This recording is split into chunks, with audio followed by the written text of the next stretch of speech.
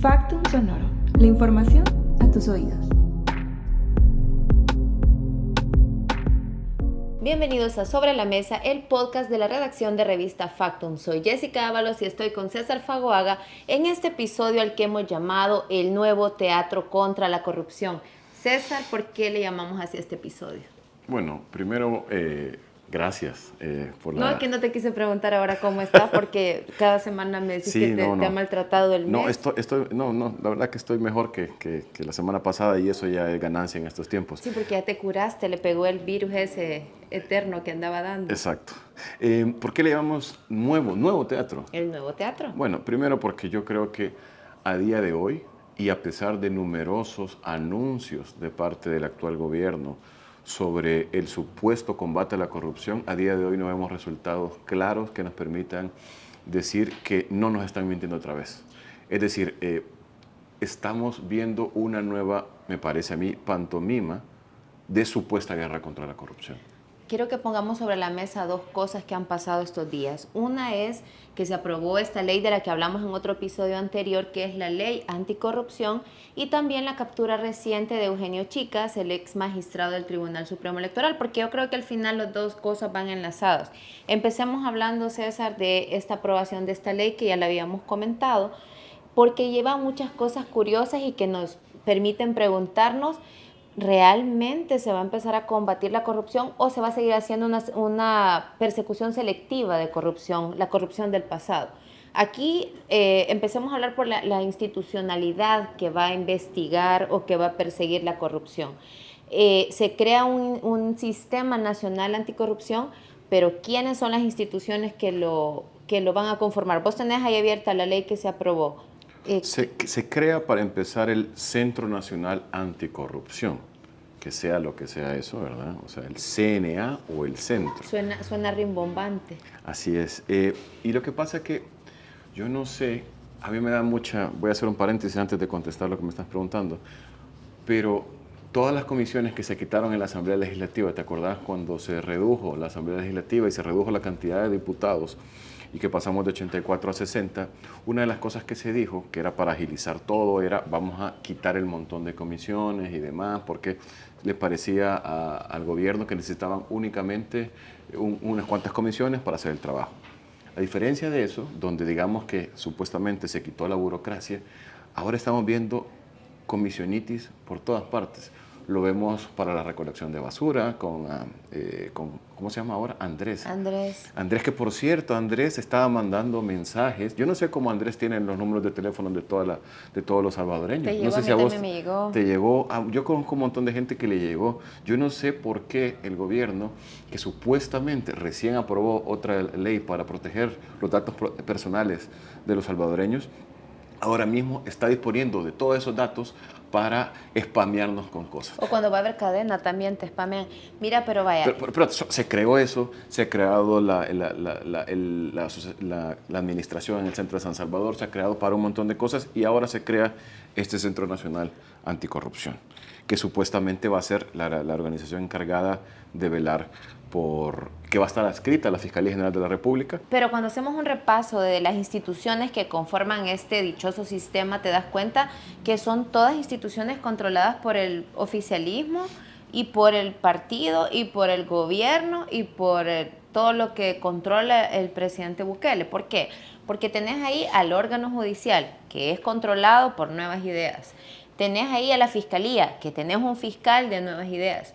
Tenés ahí a la Corte de Cuentas, tenés una Corte de Cuentas de Nuevas Ideas. Es decir, no hay una sola institución en ese nuevo sistema, que realmente yo creo que lo que están haciendo es ponerle un nombre rimbombante a la misma agrupación de instituciones que ya hacen lo que ya hacían.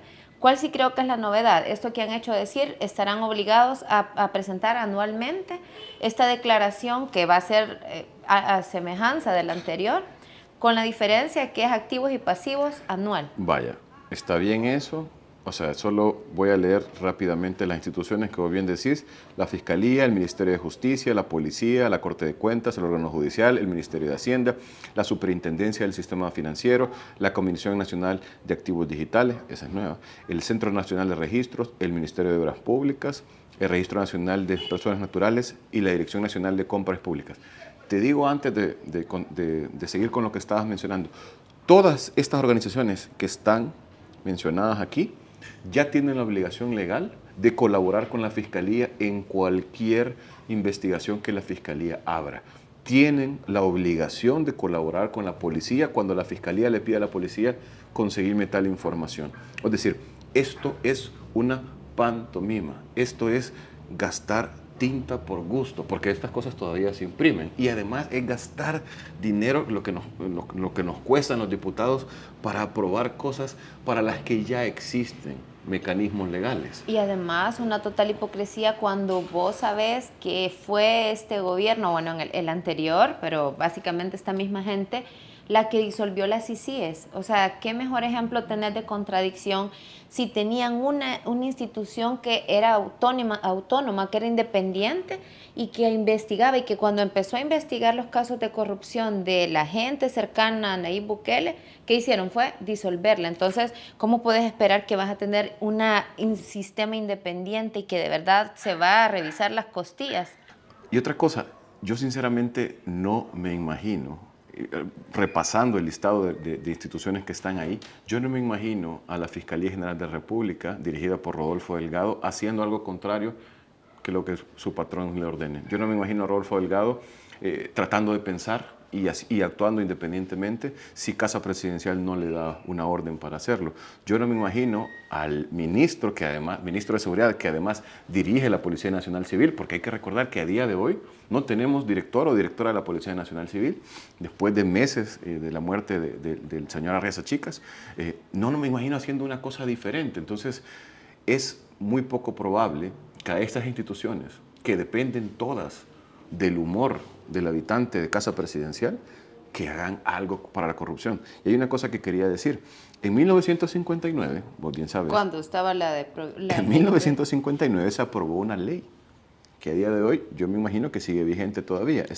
La que todavía te cobran colones las multas por ser corrupto. Exacto. José María Lemus era presidente de la República en aquel momento.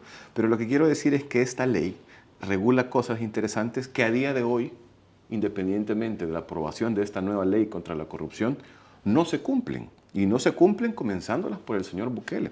¿Qué dice esta ley? En el artículo 5 dice lo siguiente: están obligados a presentar declaración jurada del estado de su patrimonio los presidentes de los 3 órganos del Estado, el vicepresidente de la República, los diputados, los ministros y un largo etcétera, los magistrados de la Corte Suprema de Justicia. A día de hoy, en El Salvador, no conocemos las declaraciones patrimoniales del señor Bukele, del señor vicepresidente y de todos los funcionarios de Nuevas Ideas, porque eso se dejó de hacer. Entonces, realmente, y vaya, no me crean a mí, ¿ustedes creen que a día de hoy, que ya había instrumentos legales que obligaban a los funcionarios públicos a presentar pruebas de su patrimonio, realmente con una nueva ley lo van a hacer si ya incumplían la otra? Yo lo veo bien poco probable. Yo al día de hoy sigo esperando la resolución en un proceso que inicié cuando hace años pedí las adendas. ¿Qué son las adendas? La documentación que los funcionarios están obligados a presentar para justificar por qué dicen que recibieron tanto dinero en sus cuentas.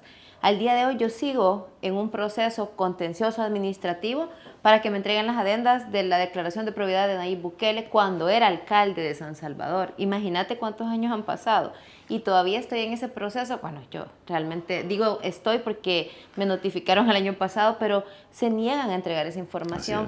Se niegan a entregar, ni tan siquiera cuando era alcalde. ¿Te imaginas ahora cómo van a transparentar todo el enriquecimiento que han tenido ahora que es presidente, que tiene tanto poder, que tiene acceso a muchísimo más presupuesto? Y sobre todo cuando ya hay investigaciones periodísticas basadas en información registral del CNR, demuestra que ha crecido el patrimonio del presidente. Así es. De hecho, hay una investigación que particularmente molestó a la tribu que nos gobierna, que era después de que se supo que había comprado edificios en el centro histórico de San Salvador y que se había convertido en terrateniente.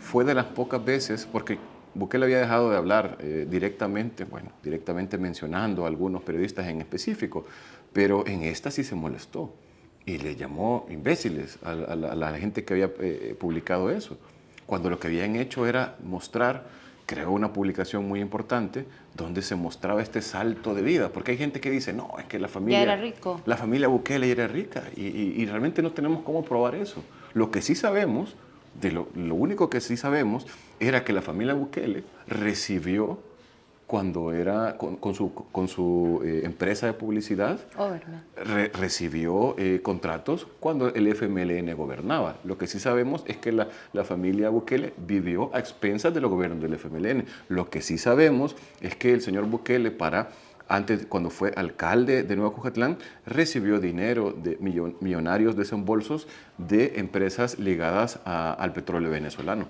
Eso sí sabemos y quisiéramos saber más. Yo creo que cualquiera quisiera saber más sobre esa dinámica. No la podemos saber porque ocultan esa información.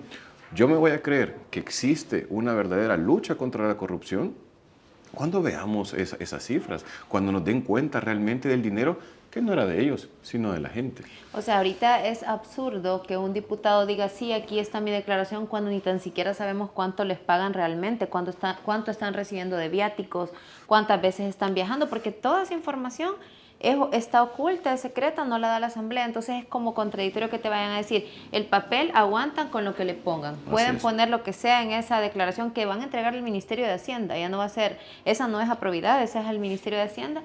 Y pueden poner cualquier cosa, pero ¿y cómo la ciudadanía puede contrastar que realmente eso pega con lo que realmente están recibiendo? O sea, queda como a demasiada discrecionalidad. Y a mí otra cosa que me genera mucha duda y por lo cual sí sostengo que esto es un teatro, es que si vos realmente vieras señales de que aquí se quiere luchar contra la corrupción, tenés evidencia reciente de funcionarios que han participado en actos de corrupción. El director de centros penales, Osiris Luna, con todo el tema de las tiendas penitenciarias, la venta de granos, todo el tema que la misma Corte de Cuentas estableció en el Ministerio de Agricultura con Pablo Anliker, todo el tema que al final es otra forma de corrupción, de los funcionarios que estuvieron involucrados en sacar al líder pandillero, al Kruk. O sea, al final hemos visto grandes señales. Factum publicó, si no lo vieron, vayan a ver esa nota que es bien interesante, cómo le dieron durante la pandemia el contrato a una empresa de Ernesto Castro. Durante la pandemia, cuando todos estábamos preocupados por qué iba a pasar, estaban aprovechando para hacer negocios los funcionarios cercanos al presidente Bukele. Entonces, ¿qué señales de verdadera lucha a la corrupción puedes ver si nunca este fiscal, que ya se religió, se refiló, ha dado una mínima señal de perseguir a la corrupción del presente? ¿Cuáles serían tus top 5 o top 3 casos de la corrupción de este gobierno y del legal del señor Bukele? ¿Qué dirías vos? Estos son los casos. Vaya, si esta gente tuviera un poquito de esto que no tiene, ¿cómo se llama? Decencia, y quisieran decir, vaya, vamos a investigar la corrupción de verdad, y vos dijeras, con estos 3 casos o con este caso que investigaron, diría yo, me haría dudar y diría, vaya, entonces sí quieren combatir la corrupción. Mira, yo pondría en primer lugar las compras durante la pandemia. Creo que hay documentación sobrada y que la misma fiscalía tenía en su poder y que la engavetó y la archivó este fiscal como para decir, mire, el círculo cercano al presidente se estaba lucrando de los fondos públicos cuando la gente estaba afligida por no morirse. O sea, a mí me parece absurdo porque nos hacían creer que éramos el país donde se estaba dando la mejor atención, que controlando mejor la crisis, cuando en el fondo lo que estaban haciendo era enriquecerse, porque aprovechaban que teníamos las defensas bajas, que estábamos muy preocupados y preocupadas por sobrevivir. De ahí también pondría en mi top el caso de centros penales. O sea, a mí me parece absurdo cómo es que también teniendo la fiscalía anterior evidencia de que ahí algo anda mal, de que se han manejado mal millones de dólares de esas tiendas, no hayan operado, no hayan hecho nada contra esta gente. Y en tercero, yo lo que creo es que sí amerita también un buen caso de investigación, es todos los negocios que ha hecho todas las sociedades o los socios del diputado Cristian Guevara, porque me parece interesante cómo han ido cambiando de nombres, pasando de manos las sociedades. Y creo que hay demasiada tela que cortar ahí. Creo que hay demasiado... Esta gente lo que ha hecho es vendernos ese disfraz de que son transparentes y que son probos y que son distintos a cómo eran los políticos del pasado, cuando en el fondo hemos visto muchos ejemplos de gente lucrándose, haciendo negocios. Yo solo voy a dejar aquí en el link una nota que creo bien importante con lo que estás diciendo precisamente. Yo no sé si ustedes se acuerdan, pero en septiembre de 2020, entonces había todavía una persona técnica acá a cargo del Banco Central de Reserva, el señor Nicolás Martínez, que en una comparecencia ante la Asamblea Legislativa dijo que el gobierno había tenido a su disposición más de 3.000 millones de dólares para la pandemia. 3.251 millones, para ser exactos. Después de eso lo quitaron. Es decir, solo para que tengan una idea, tuvimos, o sea, durante esos años se gastaron sin que usted y yo y vos sepan realmente en qué se gastaron más de 3.000 millones de dólares. 3.000 millones de dólares, esa es una gran parte del presupuesto anual de este país, del Producto Interno Bruto de este país. Con eso se podrían construir decenas de escuelas y un montón de cosas.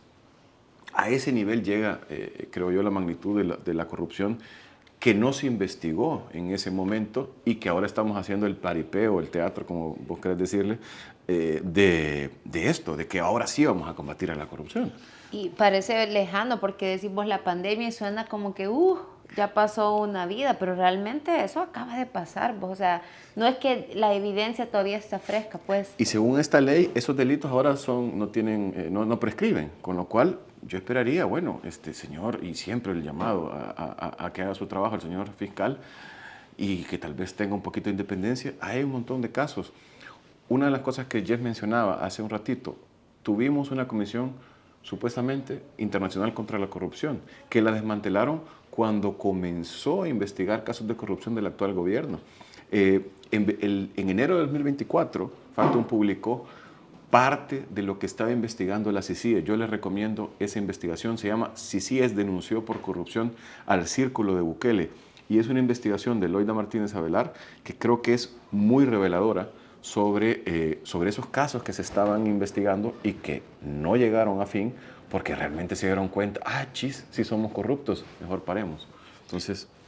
Mira, y eso, bueno, nos lleva a hablar del siguiente caso de otra cosa que ocurrió esta semana, y es, bueno, me decía alguien, parece que Eugenio Chica va a ser el niño símbolo de esta nueva guerra contra la corrupción, y me parece muy, muy curioso que lo hayan arrestado justamente una semana después de que aprueban esta ley, sobre todo porque, por dos razones. Una, Eugenio Chicas, ex magistrado del Tribunal Supremo Electoral, seguía en un proceso civil por enriquecimiento ilícito. Él había sido condenado el año pasado, pero esa condena no estaba en firme porque estaban en el proceso de apelación en un tribunal superior y todavía estaban en ese proceso.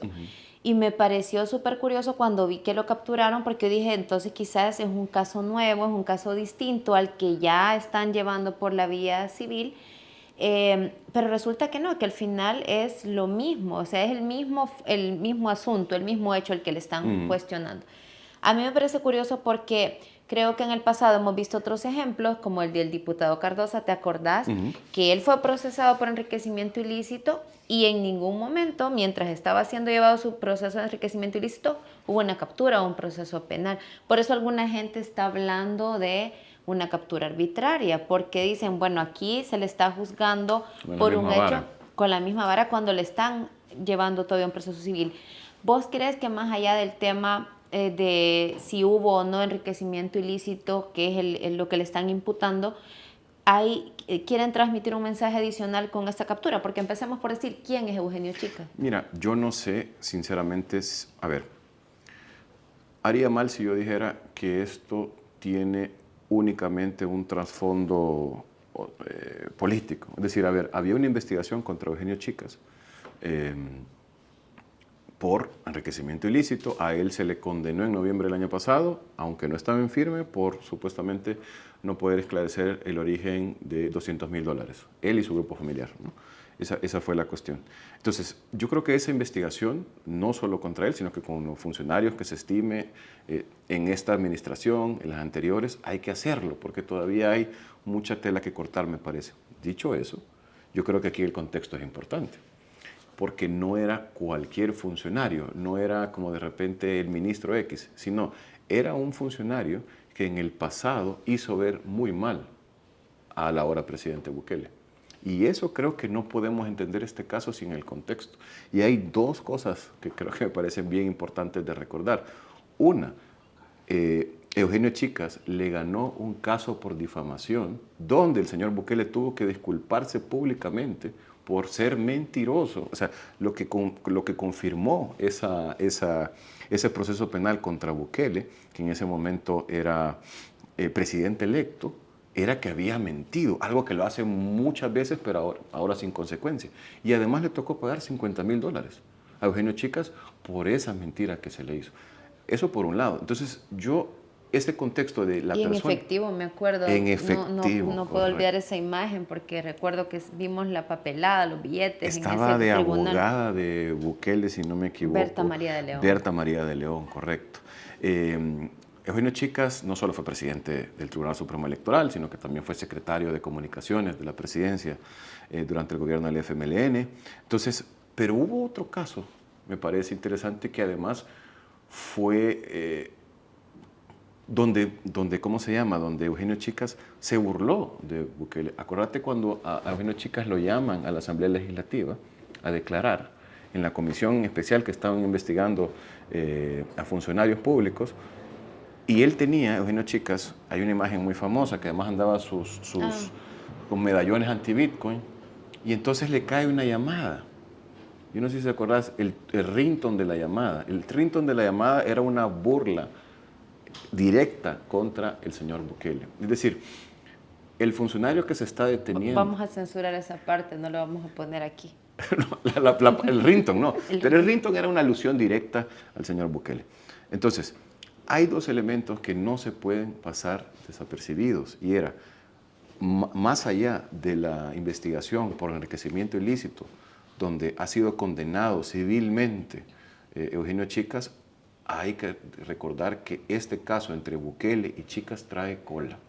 Y otra cosa que hay que decir también como contexto importante, nada se mueve en este país, ni la policía, ni la fiscalía, porque no son independientes, son monigotes, sin que Casa Presidencial no lo apruebe. Entonces, no sé si estoy contestando la pregunta o estoy evadiendo, pero yo creo que una cosa no se explica sin la otra. Y fíjate que yo, más allá del ringtone de Chicas en esa comisión, yo creo que fue más el ridículo en el que dejó a los diputados en esa ocasión. Pero eso es porque fácil. Intentaron sacarle una cosa y al final casi que se terminó riendo de ellos en su cara. Pero yo creo que a la familia presidencial no le importa realmente, me parece a mí, lo que puedan decir de gente que realmente no tiene ningún peso.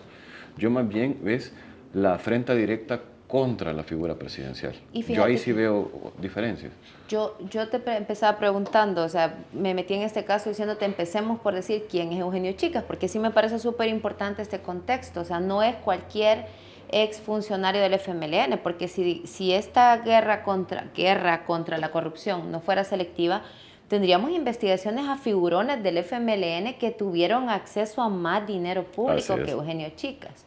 Y a mí realmente lo que me hace dudar esta captura, las dudas que me generan, además de recordar todo ese contexto que creo que es importante, es que vos tenés a otro ex magistrado del Tribunal Supremo Electoral contemporáneo de Chicas, que fue Walter Araujo, a quien también Providal encontró un patrimonio no justificado. Lo publicamos aquí en Factum, porque Walter Araujo no pudo justificar dinero que había aparecido en su cuenta. Y decime qué ha pasado con Walter Araujo. Absolutamente nada. ¿Cuál es la diferencia entre Araujo y Chicas? Que a los dos les encontraron indicios de enriquecimiento, pero Walter Araujo es del círculo de altavoces o de aplaudidores del presidente. Así es. Y entonces ahí es donde yo creo que terminamos casi que en el mismo punto que abordábamos al inicio.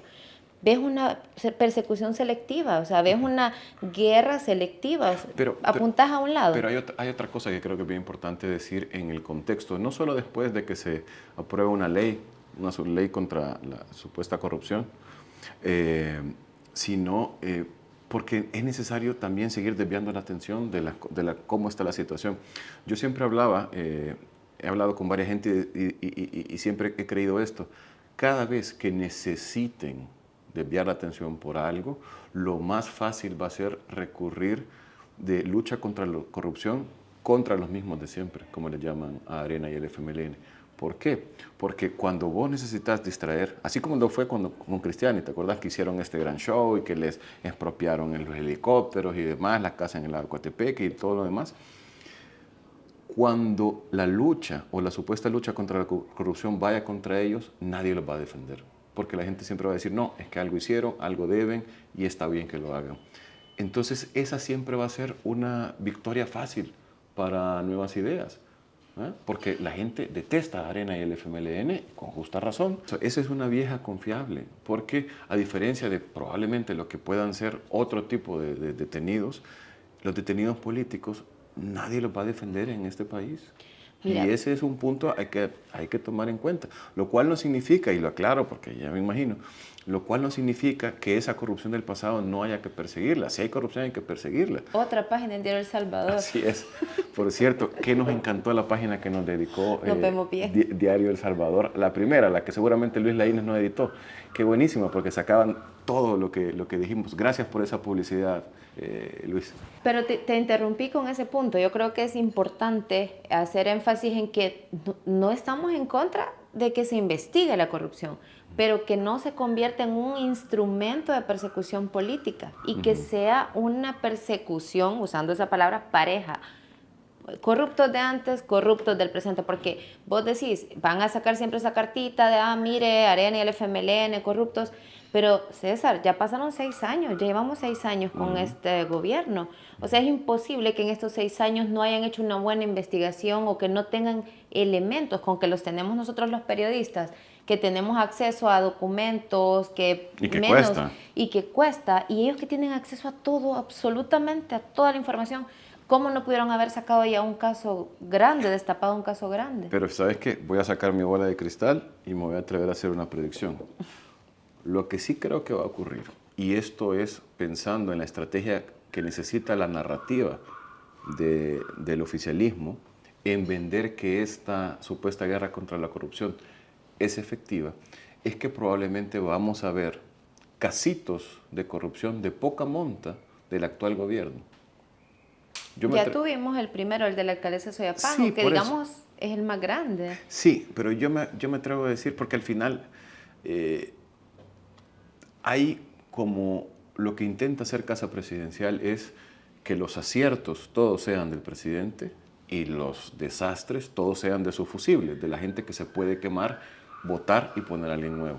Entonces, yo sí creo que lo que puede pasar es que saquen algún casito, no del círculo cercano de corruptos que rodean Casa Presidencial o de los casos más grandes, pero van a tratar de presentar algo. Van a sacrificar a alguien. Estoy casi seguro, por eso, si me equivoco, me lo echas en cara en su momento. No, si le atinás, vamos a decir, como lo adelantamos en el episodio 6 de Sobre la Mesa. Pero yo estoy seguro que eso va a ocurrir, porque es necesario para la narrativa. Y la otra cosa que hay que decir sobre esta supuesta guerra contra la corrupción es que esta es la segunda. Esto es como la primera piedra del Hospital Rosales. Esta es la segunda guerra contra la corrupción que tenemos. La primera la anunciaron en 2023.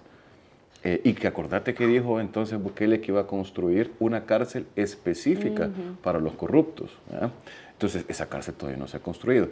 Esto que estamos viendo ahora es parte del paquete de ¿cómo se llama?, de rodillas que nos puso el Fondo Monetario Internacional, que incluyó la derogación de Bitcoin como moneda de curso legal y otro tipo de cosas que muestren que este gobierno sí está queriendo combatir la corrupción. Al menos que en apariencia digan Esta eso. Es la segunda avenida de la lucha contra la corrupción. Vamos a ver si es esta o la tercera o cuando realmente lo necesitemos, pero no veo yo que vaya a pasar algo.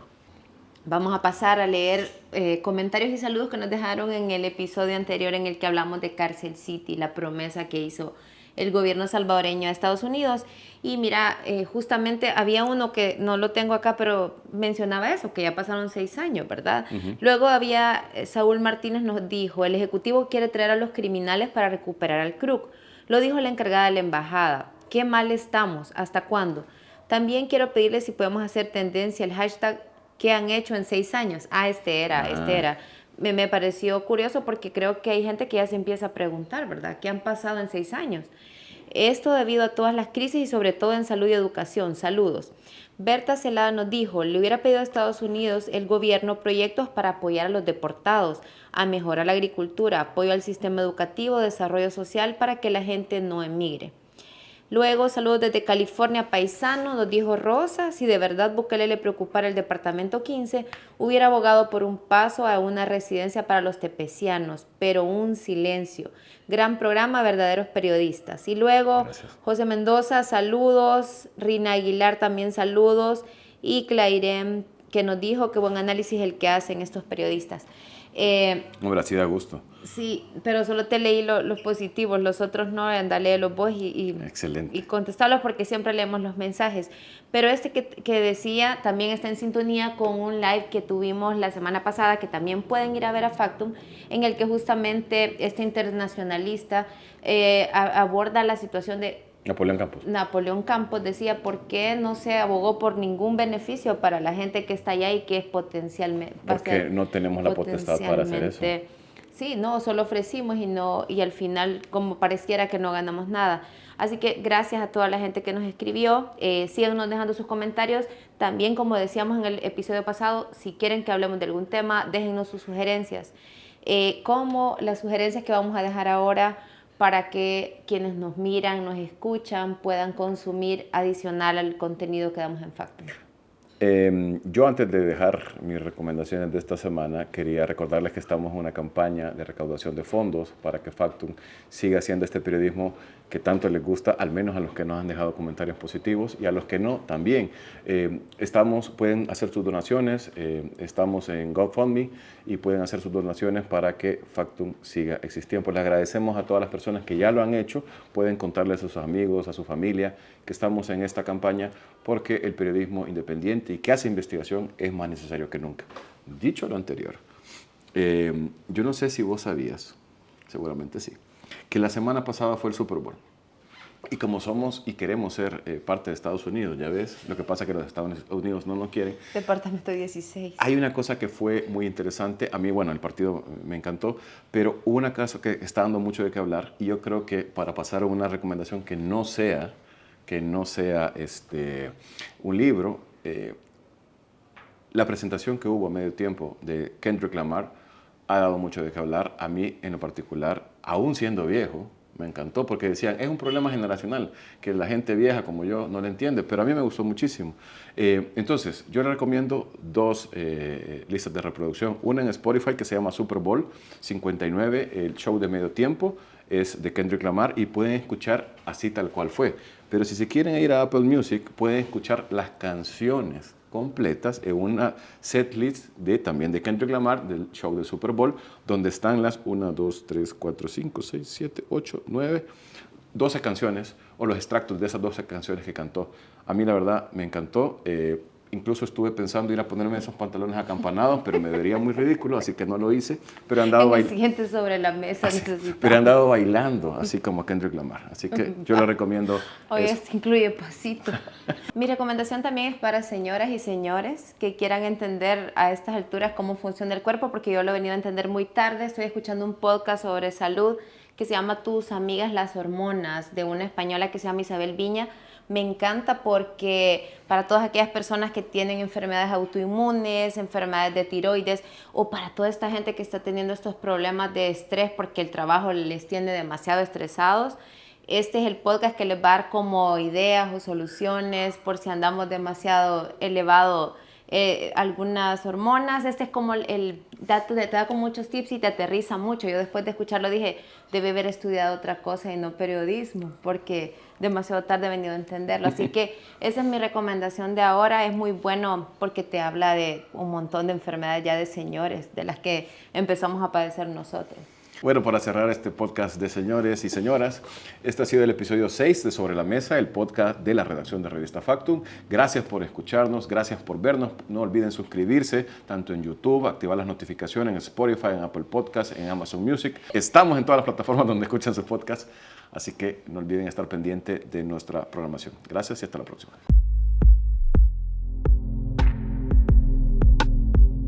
Factum Sonoro. La información a tus oídos.